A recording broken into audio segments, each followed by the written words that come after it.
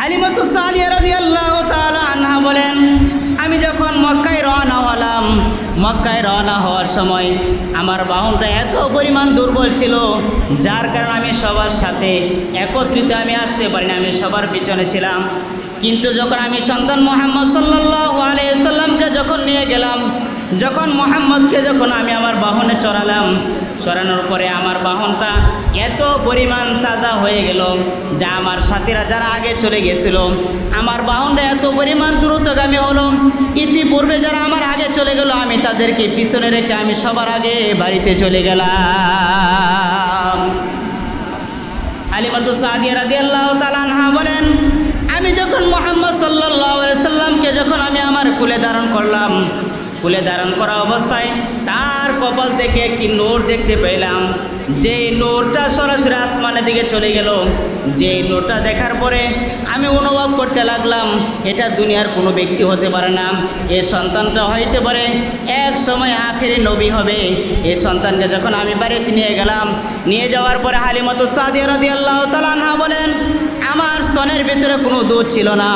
যারা বাড়িতে নিয়ে গেলাম, নিয়ে যাওয়ার পরে আমার আরেকটি সন্তান ছিল, কিন্তু কোনোদিন মুহাম্মদ ডান স্তনের দুধ ব্যতীত বাম স্তনের দুধ সে পান করে নাই।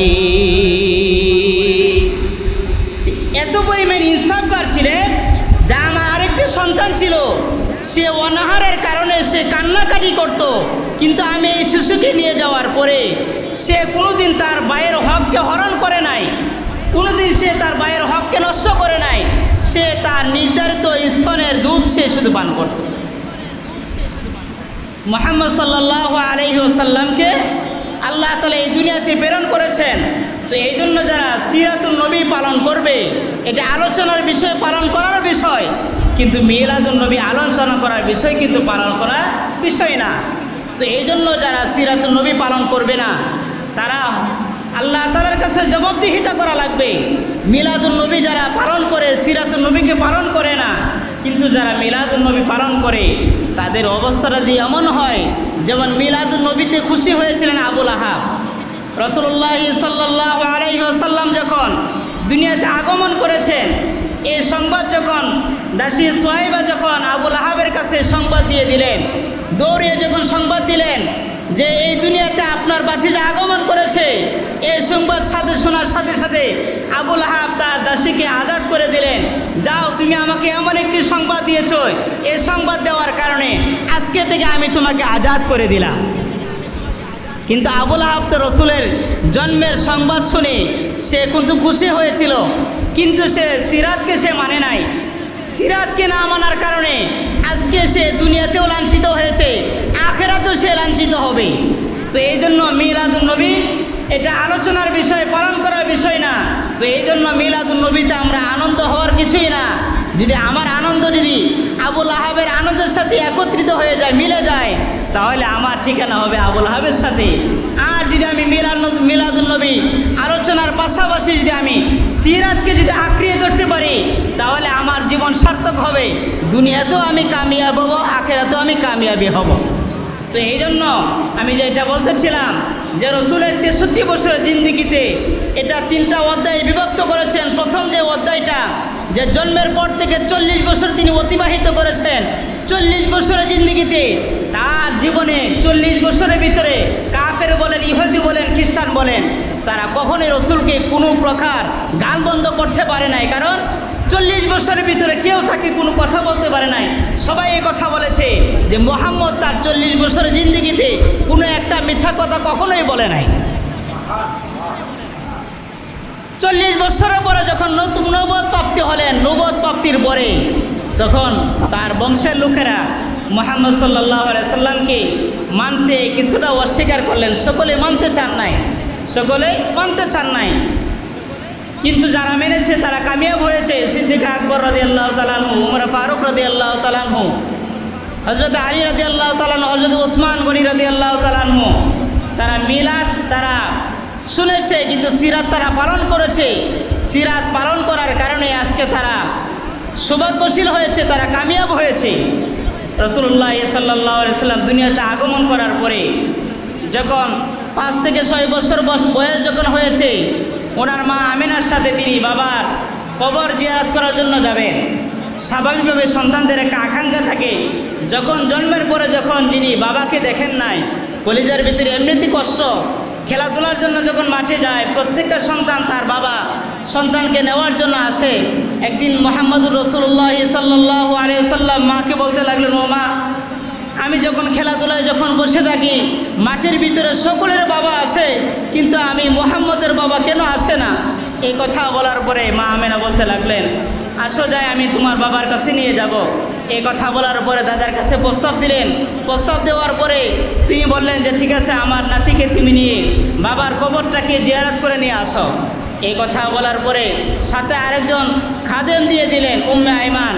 খাদেমকে সাথে দিয়ে যখন রাসূলুল্লাহ সাল্লাল্লাহু আলাইহি সাল্লাম ওনার মাকে নিয়ে যখন বাবার কবর জিয়ারত করতে গেলেন, জিয়ারত করা অবস্থায় যখন আসার পথে যখন চলে আসবেন, মা আমেনার এত পরিমাণ অসুস্থ হলেন, জ্বরে আক্রান্ত হলেন। এই 6 বছর বয়সে তখন ওনার মা দুনিয়া থেকে চলে গেলেন। চলে যাওয়ার পরে মুহাম্মদ সাল্লাল্লাহু আলাইহি সাল্লাম মাকে ডাকতে লাগলেন যে, ও মা, তুমি কি বাড়িতে যাবা না? উঠো, চলো যাই, বাড়িতে চলে যাই। কিন্তু মা তো দুনিয়া থেকে চলে গেছেন, ছোট্ট সন্তান, তিনি তার বুঝতে পারেন নাই।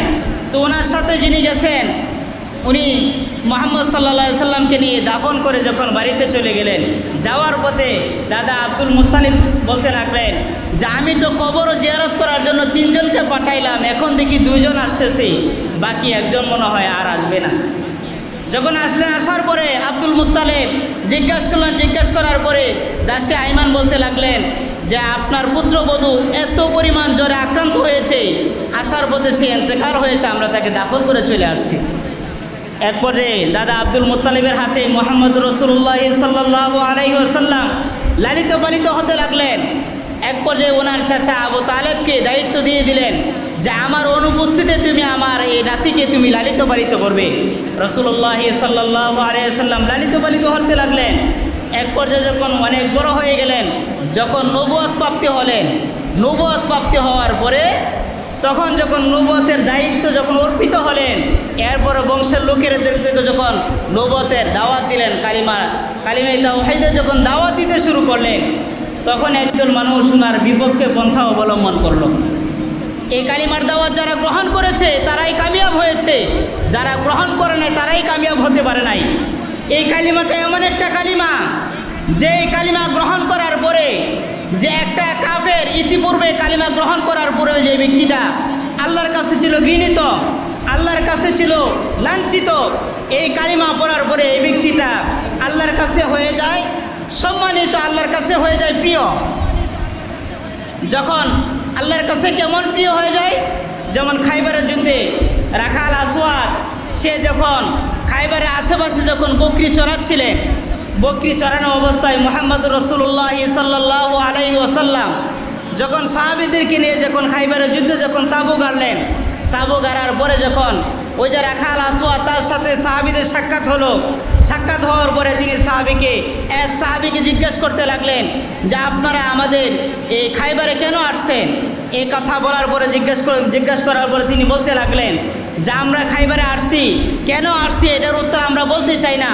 আমাদের সর্দার আকায়ে নামদার তাজদার মদিনা আহমদ মুস্তফা মোহাম্মদ মুস্তফা জনাবে রাসূলুল্লাহ সাল্লাল্লাহু আলাইহি সাল্লামের কাছে গিয়ে জিজ্ঞাসা করো, তিনি এটা বর্ণনা দিয়ে দিবেন।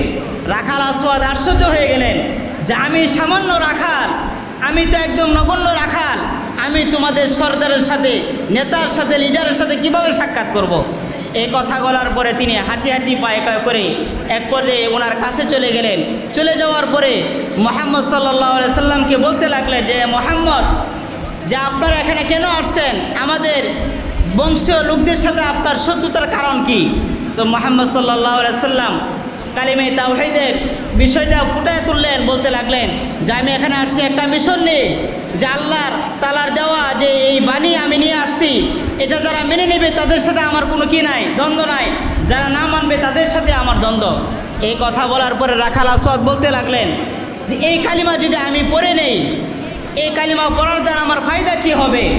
তো মুহাম্মদ সাল্লাল্লাহু আলাইহি সাল্লাম বলতে লাগলেন, যদি তুমি এই কালিমা পড়ে নাও, এই কালিমার বদৌলতে আল্লাহ তাআলা তোমার জিন্দেগীর সমস্ত গুনাহ খাতা ক্ষমা করে দিয়ে জান্নাত দান করে দিবেন। সুবহানাল্লাহ। এ কথা বলার পরে রাখাল আসাদ বলতে লাগলেন, হে মুহাম্মদ, যে আমি তো নগণ্য রাখাল, আমার শরীর থেকে দুর্গন্ধ ছড়ায়, মানুষ আমাকে ঘৃণা করে, আমাকে পছন্দ করে না। আমি যদি এই কালিমা পড়ে নেই, এই কালিমা পড়ার দ্বারা যদি আপনি আমাকে বুকে টেনে নেবেন। এই কথা বলার পরে মুহাম্মদ সাল্লাল্লাহু আলাইহি ওয়াসাল্লাম বলতে লাগলেন, তুমি কালিমা পড়ে নাও, আমি তোমাকে বুকে টেনে নিব। এই কথা বলার পরে রাখাল আসাদ বলতে লাগলেন, ইয়া রাসূলুল্লাহ, ইয়া হাবিবাল্লাহ, আমি যদি কালিমা পড়ে নেই, আমার শরীর থেকে যে দুর্গন্ধ ছড়াচ্ছে, দুর্গন্ধ বের হচ্ছে, এই দুর্গন্ধ কি দূর হবে? এই কথা বলার পরে রাসূলুল্লাহ সাল্লাল্লাহু আলাইহি ওয়াসাল্লাম বলতে লাগলেন, তুমি যদি কালিমা পড়ে নাও, আমি ওয়াদা দিচ্ছি তোমার শরীরে দুর্গন্ধের পরিবর্তে তোমার শরীর থেকে আল্লাহ তাআলা মেশক আম্বরের গান বের করে দিবেন। এক পর্যায়ে রাখাল আসওয়াদ সে কালিমা পড়িলেন, আশহাদু আল্লা ইলাহা ইল্লাল্লাহু ওয়া আশহাদু আন্না মুহাম্মাদান আবদুহু ওয়া রাসূলুহু। রাখাল আসওয়াদ যখন কালিমা পড়িলেন, কালিমা পড়ার পরে রাখাল আসওয়াদ বলতে লাগলেন, ইয়া রাসূলুল্লাহ, ইয়া হাবিবাল্লাহ, এই যে আমি কালিমা পড়ে নিলাম, এখন আমার দায়িত্ব কি, আমার কাজ কি? এই কথা বলার পরে রাসূলুল্লাহ সাল্লাল্লাহু আলাইহি সাল্লাম বলতে লাগলেন, রাখাল আসওয়াদ, এখন তো নামাজের সময় না, আমি তোমাকে নামাজ আদায় করতে বলবো। এখন তো তোমার উপর হজ ফরজ হয় না, হজ আদায় করার জন্য বলবো। তোমার উপর তো যাকাত ফরজ হয় নাই, তোমাকে যাকাত আদায়ের কথা বলা হবে। এই মুহূর্তে খাইবারের যুদ্ধে সত্য মিথ্যার লড়াই হচ্ছে, তুমি সেখানে শরিক হয়ে যাও। রাখাল আসওয়াদ বলতে লাগলেন, ইয়া রাসূলুল্লাহ, ইয়া হাবিবাল্লাহ, যদি আমি সেই যুদ্ধে শরিক হয়ে যাই, শরিক হওয়ার পরে যদি আমি শাহাদত বরণ করি, আমার ফায়দা কি হবে? এই কথা বলার পরে রাসূলুল্লাহ সাল্লাল্লাহু আলাইহি ওয়াসাল্লাম বলতে লাগলেন, রাখাল আসওয়াদ, তুমি যদি খাইবারের যুদ্ধে যদি শাহাদত বরণ করো, আমি আল্লাহ রসুল ওয়াদা করতেছি, শাহাদত বরণ করার বদৌলতে আল্লাহ তাআলা তোমাকে জান্নাতের উঁচু মাকাম দান করবে। এক পর্যায়ে রাখাল আসওয়াদ বকরিগুলো শহর থেকে হাঁকিয়ে দিলেন। হাঁকিয়ে দেওয়ার পরে সে যুদ্ধে শরিক হয়ে গেলেন। শরিক হয়ে যাওয়ার পরে রাখাল আসওয়াদ এক পর্যায়ে সে শাহাদত বরণ করলেন। সাহাবীরা যখন শহীদের লাশ তালাশ করতে লাগলেন, যখন রাখাল আসওয়াদের লাশ পেলেন, লাশ পাওয়ার পরে তখন রাখাল আসওয়াদকে তো কেউ চিনে না, তখন সকলে গিরে দাঁড়াইলেন। দাঁড়ানোর পরে রাসূলুল্লাহ সাল্লাল্লাহু আলাইহি সাল্লাম যখন সাহাবীদের লাশ তালাশ করতে লাগলেন, এক পর্যায়ে যখন দেখলেন কয়েকজন সাহাবী একত্রিত হয়ে দাঁড়িয়ে আছে, জিজ্ঞাসা করতে লাগলেন, তোমরা এখানে কেন দাঁড়িয়ে আছো? বলতে লাগলেন, ইয়া রাসূলুল্লাহ, ইয়া হাবিবাল্লাহ, একটা অপরিচিত লাশ সেখানে পাওয়া গেছে, সে কি মুসলমান না সে কাফের আমরা তো জানি না। এই কথা বলার পরে যখন আল্লাহর হাবিব সাল্লাল্লাহু আলাইহি সাল্লাম যখন রাখাল আসওয়াদের লাশ দেখলেন, দেখার পরে বলতে লাগলেন, এই রাখাল তো ওই রাখাল যে সবে মাত্র কালিমা পড়ার করেছে, সবে মাত্র কালিমা পড়ার পরে সে আল্লাহর রাস্তায় একটি টাকাও ব্যয় করতে পারে নাই, আল্লাহর রাস্তায় কোনো টাকা খরচ করতে পারে নাই, একটি ইবাদতও করতে পারে না, রুকু সাজদাও করতে পারে না, কিন্তু সে শাহাদত বরণ করেছে। আমি স্বয়ং সচক্ষে দেখতেছি, শাহাদত বরণ করার বদৌলতে আল্লাহ তাআলা তাকে জান্নাতের উঁচু মাকাম দান করেছে। সে সবে মাত্র ইসলাম ধর্ম গ্রহণ করেছে। ইসলাম ধর্ম গ্রহণ করার কারণে সে আল্লাহর রাস্তায় একটি সেজদাও দিতে পারে নাই, একটি টাকাও খরচ করতে পারে নাই, কিন্তু আমি দেখতেছি যে আল্লাহ তাআলা তাকে জান্নাতের উঁচু মাকাম দান করেছেন।